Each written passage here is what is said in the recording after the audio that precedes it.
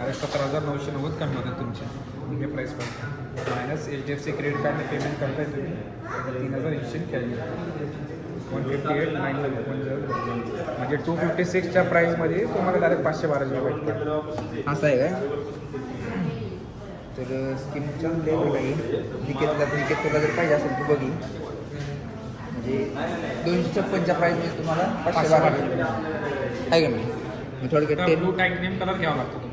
फक्त ब्ल्यू कलरला फक्त 10% आहे आणि ह्याच्यावरती म्हणजे ह्या नॅचरल टायटॅनियमला काय नॅचरल टायटनियमला फक्त 5% आहे फक्त 5% प्लस ते 3% प्लस 3,000 आहे कार्ड कॅशबॅक आहे